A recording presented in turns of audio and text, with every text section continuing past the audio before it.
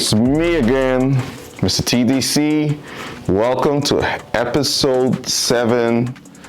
Let's have a conversation. Guys, today we're going to be talking about a couple of things I've had on my mind, a couple of topics in the MMA world that I think, deserve a little bit of my perspective, my casual perspective. I'm going to start with the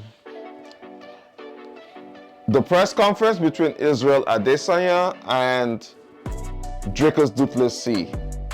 Happened a couple of days ago. Still fresh on my mind, so I'm going to, get into that one and share my thoughts on that. I'm going to share my thoughts on Ilia Toporia, the UFC's featherweight champion as of right now. After that, we will dig into conversations concerning Jorge Masvidal versus Nate Diaz boxing match. And after that, I need to have a conversation about Jamahal Hill.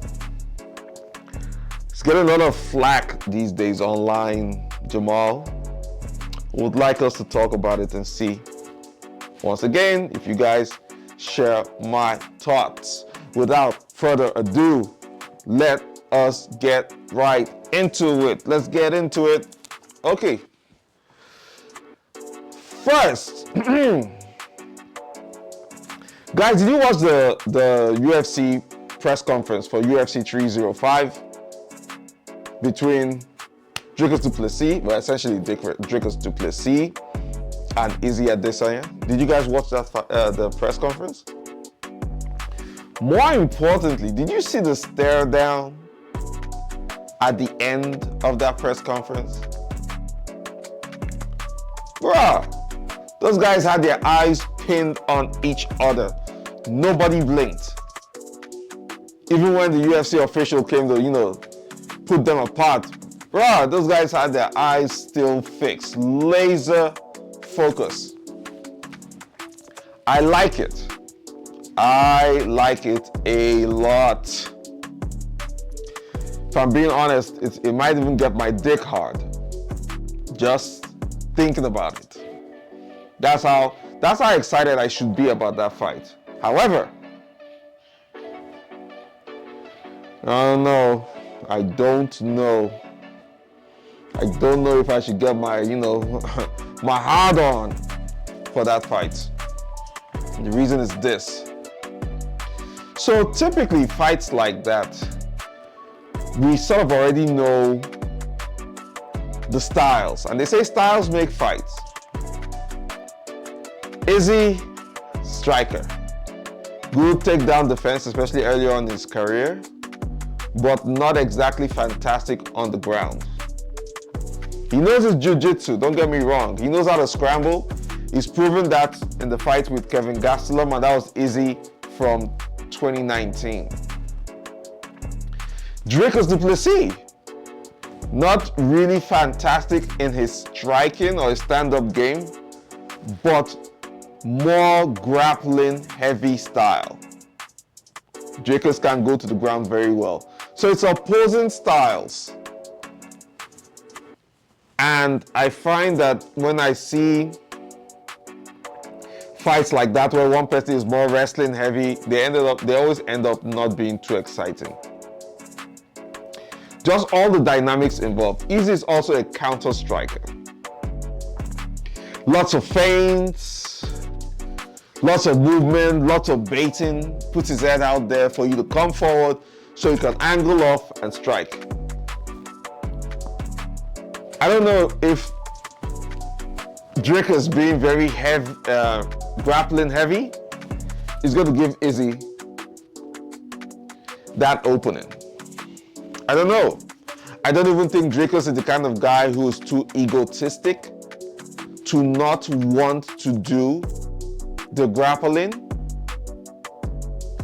So even though I love to be excited, I feel like that fight is going to just end up being like either Izzy versus Yoel Romero or Izzy versus Jan Blachowicz.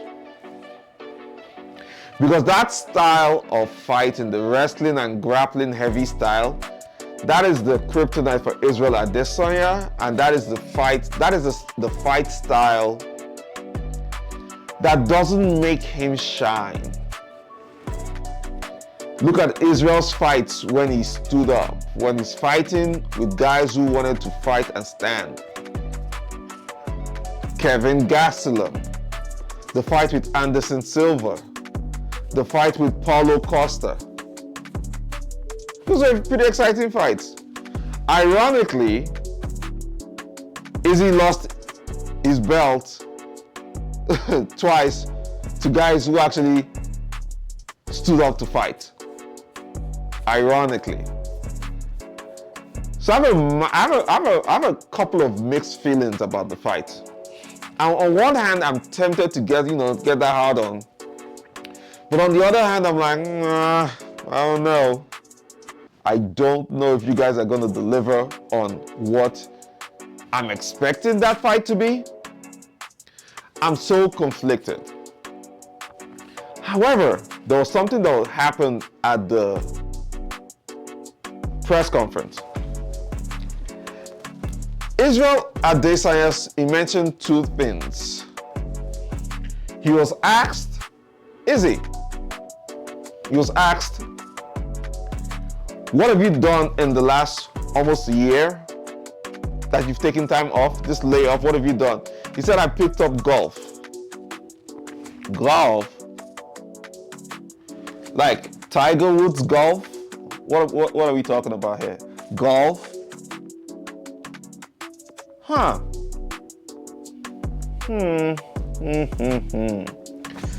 Why are you picking up? I don't know what to think about that, if I'm being honest. It gives me room for concern. Because golf, for the most part, that's not a fighter's game, golf. It can be competitive, but it's not really a fighter's game. And if you say you're enjoying golf that much, you're now in that golf mindset, I need to ask, bruh, do you know? I mean, he knows, but I'm being rhetorical here. But do you know you're about to fight? And when you're about to fight, do you know the kind of mentality you have to have? Certainly not golf, I can tell you that for free. The kind of mentality you need to have when you're going back into a fight camp and a fight in the future is kill or be killed. Guillotine mindset. Firing squad mindset. Dog eat dog mindset. Grab him over here and decapitate his head. That kind of mindset. That is exactly what. And by the way, I mean that figuratively. There, YouTube, don't flag me. Figuratively, I meant that as a figure of speech. That you gotta have a certain kind of mindset. That killer instinct has to be there. It's not time to. This ain't time for golf. Why is he in the golf? And I truly believe Izzy may not be in that mindset yet, because he also said something. He said the belt doesn't motivate him anymore. Because he already has belts. What he's looking to get is the name. He's looking to put Dricus Duplesis' head on his wall of trophies. While I sort of understand where he's at, again, it gives me room for concern that his head is not in the right place. Going back into the fight game. He probably sees it like, well, I don't want to put myself under that kind of pressure for the belt. I just want to go in there and have fun and kick Dricus's ass, because they do have some history, and that history started with a while ago. Dricus mentioned that he's the true African champion because he won the belt from a gym in Africa, and he's African born and all that. He didn't immigrate to another country. He's the first real African champion to bring the belt back home because he lives there. And in many ways, he's right. Kamaru Usman immigrated to the United States as a child. Isreal Adesanya immigrated to New Zealand as a child. Francis Ngannou immigrated to Europe and then the United States, and did not necessarily build his MMA career on the continent. Dricus actually did. So in many ways, what Dricus said was actually valid. And Izzy is my guy. So it hurts me to say this, but I think, you know, there's a little bit of unwarranted bias, unwarranted, what's the word I'm looking for? There's a little bit of a misguided aggression towards Dricus Duplesis from Izzy's side. But if that's what Izzy needs to get himself motivated to do this fight and to win, and yes, win the belt back, then let him go for it. I don't mind. I really don't mind. But you can't be in that golf mindset, bro. You can't. Like, you know, get that stuff out of your head. And when you're going in there, you're going for the belt, bro. We like Izzy the champion. We like it. We loved it when you held the belt. When you talk about a dominant reign from an active champion, don't mess with the guys that came from, you know, that region. Alex Volkanovski and Izzy. Boy, did they show, did they demonstrate how to be champions. You take on the contenders that have earned it, and you take them out very good. Even when they lost, man, those guys, listen, even when Volk lost, Volk's stock did not go down. And he's lost what, to Islam Makhachev and Ilia Toporia. Yet, the stock still goes up. Same thing with Izzy. Even after losing to Sean Strickland, no, Izzy's stock really hasn't gone down. Izzy is still Izzy. Still the style bender. We're still going to tune in to watch him fight. So that's my thought on that one. I don't know. I'm hoping the fight is not a snooze fest. I'm hoping it's not one of these overly grapple-heavy fights. I didn't like the fight with Jan Blachowicz and Izzy. But, you know, whatever they had to do to get the win, Yana had to do it to get the win. But I am not looking forward to a grappling match between Izzy and Dricus Duplesis. Guys, if you're watching this, please make it a stand-up fight. I understand it's mixed martial arts. I understand how it works. I understand you gotta mix it up. No problem. Just make it a little bit more stand-friendly, okay? Put it a little longer on the feet, okay? Because that's why we're not here doing this from a technical perspective. We're here doing this from a casual perspective, and we like to see stand-up fights, not grappling snooze fest. Okay? I mean, if I ever want to see a scramble, a good example of a scramble I'd love to see in the past is like Khabib's type of style of grappling, and also like scrambles between Isreal Adesanya and Kevin Gastelum during their fight, you know? We'll see. I keep my eyes and my ears tuned. I can't wait for that fight. I want to see what's going to happen. And we'll take it as it comes. Transitioning to Mr. Ilia Toporia, the current 145-pound champion in the men's division of the UFC. Oh, I do not like this dude. Is that surprising to any of you? I don't like Ilia Toporia. Ilia was sort of under my radar for a bit, but when he really stood out, it was there was a press conference he did with Volkanovski, and this guy came in there wanting to be like Conor McGregor. Everything he was saying, his mannerisms. Like, I understand he may have been trying to sell the fight, but bro, it came off so unoriginal. From the outfit to the things he was saying, the attitude, the talking, the booing of the crowd. Oh my lord. Ilia Toporia is very annoying. Really, really annoying. God damn it. I just want to see someone knock his teeth out. Really. And quite frankly, I don't even want to see him fight Max Holloway. The only reason I'm going to tune in for that fight is not necessarily for the BMF belt, but the chance for Max to once more reclaim his 145-pound title from Ilia. And just to someone needs to shut Ilia up.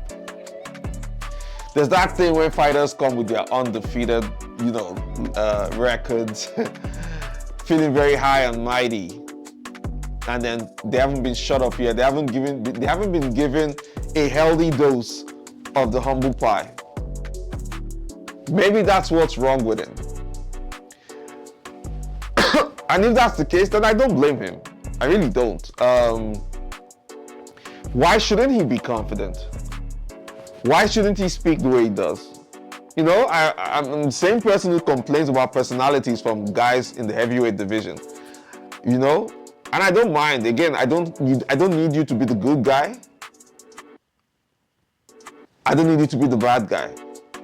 I just need you to have a personality that can bring us in. And Ilia, for some reason, understands that. Which again is part of the business aspect of the game, where it's like you're selling the fight, you're drawing eyes to yourself. On that front, it's very commendable. But do I have to like him? Hell no. I don't like him.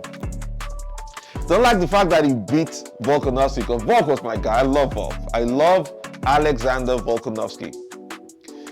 But Ilia Topuria put his lights out. And it's now left to Mr. Max Blessed Holloway to go there for the casuals, to go there representing those of us who do not like Ilia Topuria, to go there and completely kick his butt to the stratosphere. But let's be real. As good as Max is, Ilia will not be a walkover. Ilia Topuria will not be an easy fight. I think Max really even understands that. He understands that Ilia is not an easy fight. He knows. He knows. I just hope he's going in there, with the right preparations. I don't doubt Max. If there's anybody who can get it done, it is Max Holloway. But I also think Ilia is so egotistic that he may want to stand and bang with Max and not necessarily engage in much of a grappling match. We'll see. I fingers crossed that that's what happens. But goodness gracious, I do not like Ilia Topuria. I don't even know, when is that fight coming up? Ilia Topuria and Max. Have they announced the fight? I don't think so. I haven't heard anything about that. I know Ilia was on a recent interview talking about he signed his side of the contract, but Max is yet to sign his side of the contract because Max is going through some family issues, which of course Max has come out to deny this. But that's what the back and forth is at this point in time. I don't know. I don't know what will be. All I do know is I want that guy's lights shut down for about 30 seconds. I want him to struggle and then get on a stool and sit and ask them, what the hell happened? Guys, where am I? That's what I want to see. And I'm hoping the blessed one delivers. Okay? You guys let me know. Do you guys like Ilia? Anybody like him? I respect his fight game, don't get me wrong. Like I say, I always respect it. I don't care how much I may dislike the personality, but that brings my eyes in there because I want to see you get knocked out. However, I do respect the fight. I do respect the fighting skills. All of them. No exception. No exception. But I want to see him get knocked out so bad. My humble pie needs to be served. It has a little sprinkle of cinnamon on it, some garlic. Yeah, who puts garlic in pies? I do when I want to serve it to people who deserve the humble pie. You know? We'll see how good, we'll see how that gets along, man. I just don't, I want that dude knocked out so bad. And the fact that I don't even feel guaranteed that Max will do it, I just feel like Max is up to the task. But it will not be an easy fight. I can tell you that for free. So, let's see how that goes. That's what I'm going to say for that. It's not much to really dig into. Just I don't like Ilia Toporia. Guys, did I mention I don't like Ilia Toporia? No, I do not like Ilia Toporia. God damn it. So annoying guy. But I'm not a hater because I'm beginning to sound like a hater. I am not a hater. I am a casual fan reacting very casually. It's not that deep.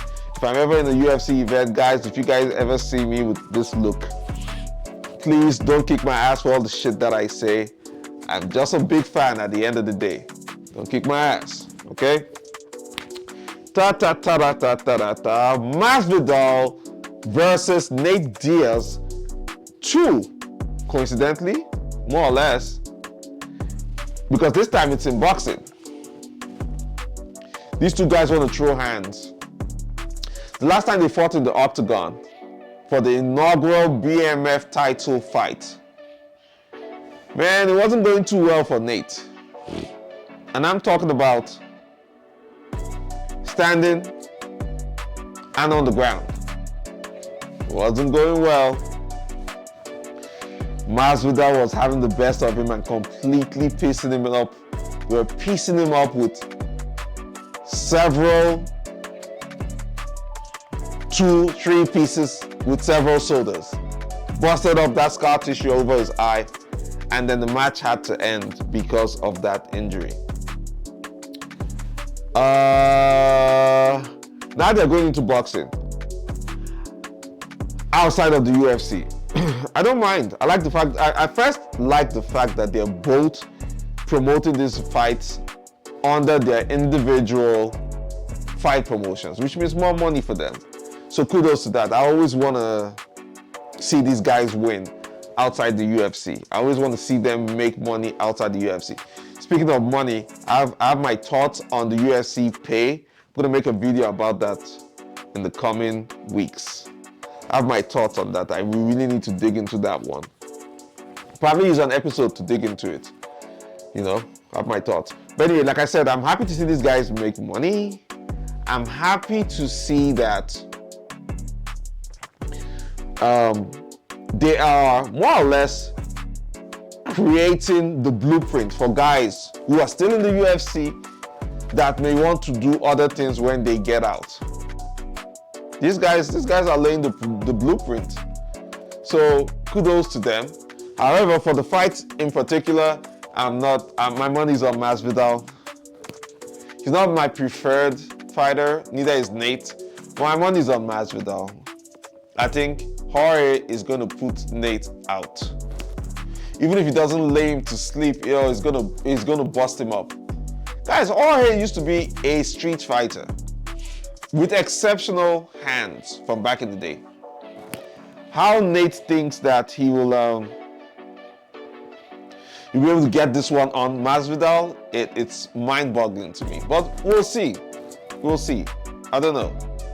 And then come to find out that Masvidal said he wants to fight who? Who did he say he wants to fight after he fights Nate? Says he wants to fight Logan Paul or Mayweather. I don't know, bro. I don't know. Who wants to see Masvidal fight any of the Paul brothers? Not me. Because as far as I'm concerned, those guys, neither of them are real fighters. Yet, Jake is a boxer. Granted, he's done some things. But I don't see either of them as, I still don't see either of them as fighters. I could be wrong though. But I'd much rather see, I'd much rather see Jorge Masvidal fight Ben Askren in boxing match. Listen, I know that will never happen. I know that is a far cry from the reality in front of me. But man, if I had my way, that would have been the fight to do. Jeez Louise, that would have been such a fun fight. And guess what the advantage of that in that fight will be? We all know. Askren can't throw hands to save his life, you know, but it will still be a good one. If anybody deserves a second shot at Masvidal, it's Ben Askren. Trust me, he really deserves that. But good luck to both men. I'm rooting for both of them actually. Outside of Conor, these are the two next biggest superstars the UFC has sort of produced in more recent years. So it's good to see them make some money. It's good to see them still want to be competitive even though they're outside of the UFC. It's very, very commendable. Good luck, guys. Have fun while you're at it, and I believe this should squash the beef. Okay? Okay. Now, let's transition to Mr. Jamahal Hill, the erstwhile light heavyweight champion who was knocked out cold by Alex Pereira at UFC 300. Post-fight, Jamahal Hill has been making certain comments about wanting to fight Alex and going back in the rank, going back up the ladder to fight Alex once again. And he believes this next time it's going to be him. Now, he's got some backlash from casuals, my clique of casuals online. He's got some backlash where people, okay, so let me put it to you. Let me clarify. Backstory. I said what I just said regarding Jamahal Hill wanting to fight Alex. So, over the weekend of UFC 303, Jamahal Hill and Alex Pereira crossed paths at, I think it was the UFC PI or the Athlete Hotel. And Jamal was very respectful and very cordial. I think he extended a handshake. I don't know if Alex saw him when he was walking up, because Alex actually acted like he didn't see him. If he did, he acted like he didn't see him. But I'm guessing he probably didn't see him. But Jamal walks up to Alex, taps him or something, shakes his hand, and then keeps it pushing. And then there's this backlash from, you know, us, the casuals, saying, oh, Jamahal Hill is scared of Alex because I thought you said it was on site, Jamal. I thought you said it was on site. And Jamal has had to come out to defend himself against the casuals. And I'm with him. I'm with Jamahal Hill on this one. He never said that. He never said it was on site. He's always mentioned that his fight or his desire to have a rematch with Alex Pereira is coming exclusively from a competitor's perspective, from the competition aspect of the fight game. Because these guys like to test themselves. If you have a good fighter from somewhere, they there's always somebody who wants to test you. That's how competitive, that's the competitive nature that fighters typically have. And I think Jamahal Hill was just expressing that nature when he said he's going to climb up the ladder, he's going to starch the next guy, climb up the ladder and face Alex regardless of the belt. He wants that win back. Who knows? Could there be a beautiful trilogy stirring up between Jamahal Hill and Alex Pereira? I don't know. What if Jamahal actually does what he says he's going to do, beats one or two more people, and is presented with a fight with Alex Pereira, assuming that Alex Pereira still has the belt then? What if Jamahal goes in and puts Alex to sleep or finishes Alex? What if? Do you guys see it? Do you guys see the potential for a trilogy match to seal the deal? And I'm here for it. I'm here for it. I don't mind that. I don't think that is anything bad. The first fight didn't go the way I thought it would go, just because I actually thought Jamahal Hill would have been smart enough not to stand with Alex Pereira. That's it. You don't stand with Alex Pereira. Jamahal thought he could and got slept. And now he wants a run at the title again. And that's a good motivator too. I just played out that scenario where hypothetically Jamahal wins and then there's a trilogy fight for both of them. That would be a good rival. But that would also be a second rivalry that Alex Porton Pereira has had in the UFC so that would be between his rivalry with Izzy and his rivalry with Jamahal Hill.